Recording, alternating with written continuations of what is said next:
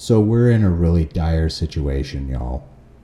This last Saturday, a federal judge blocked Elon Musk and his Department of Government Efficiency, or DOGE, from accessing the Treasury Department's payment system.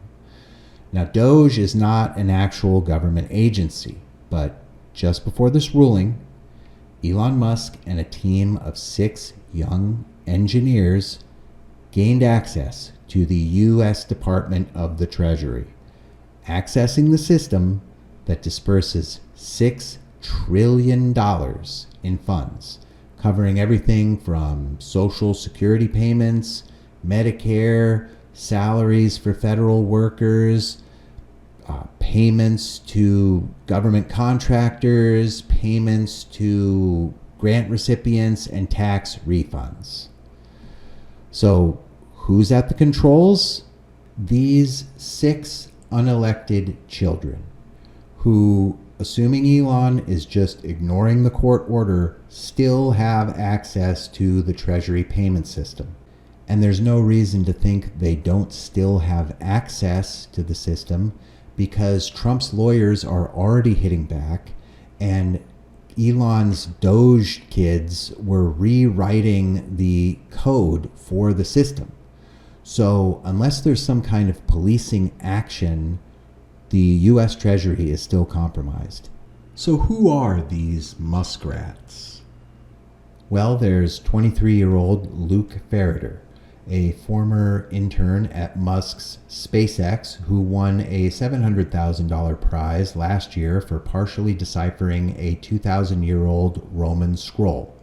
Next, we have 22-year-old Ethan Chautran, who founded Energize AI, a startup that was awarded $100,000 from OpenAI in 2023.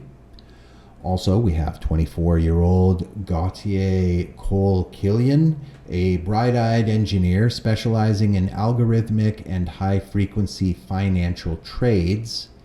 Then there's just old enough to drink 21-year-old Akash Boba, who formerly interned at Meta and Palantir, which was founded by tech ghoul and J.D. Vance collaborator Peter Thiel. Next up, we have not old enough to drink 19-year-old Edward Korstein, a former intern at Elon's Neuralink and heir to his dad's snack company, Lesser Evil. Boycott Lesser Evil, y'all.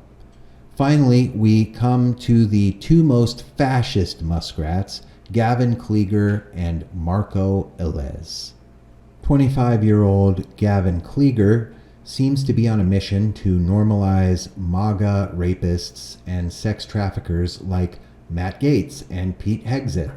Kliger used his Substack to tell us that teenage sex trafficker Matt Gaetz was a victim of the deep state, and that our train wreck drunk rapist Secretary of Defense Pete Hegseth is the warrior Washington doesn't want but desperately needs.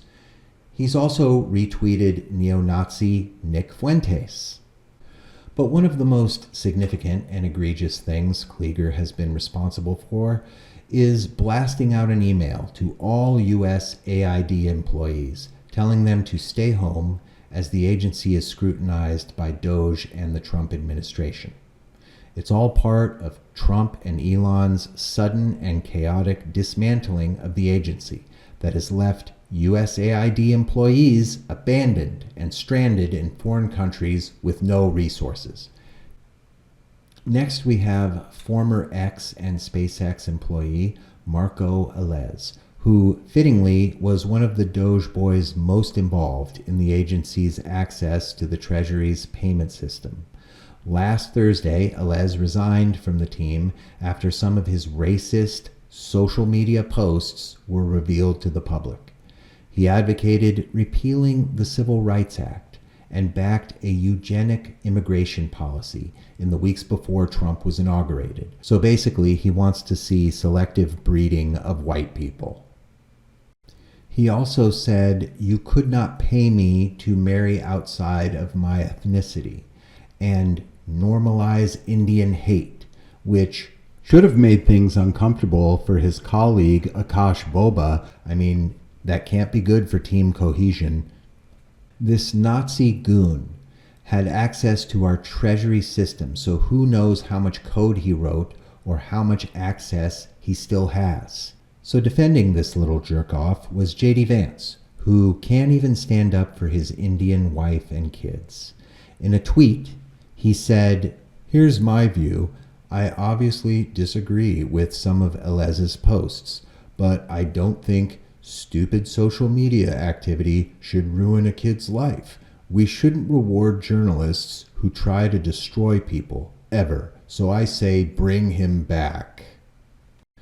I agree with Crystal Ball when she responded to this, saying he's a kid who can't be held responsible for social media posts, but should absolutely be responsible for managing the Treasury system that disperses trillions in payments with no oversight. Very logical. But JD wouldn't let up. He then got into a spat with Representative Ro Khanna that devolved into JD telling Ro, "You disgust me," and telling him to grow up for the sake of both of their kids, which brings into question JD's own growth cycle, because back in 2016, he was singing a completely different tune, saying that there were undoubtedly vile racists at the core of Trump's movement, and that Trump's very existence helps discredit nearly every belief and idea he cared about. Of course, in lockstep with his sellout vice president, Trump said he agrees that Elez should be brought back. I don't know about the particular thing, but if the vice president said that, did you say that? I'm with the vice president.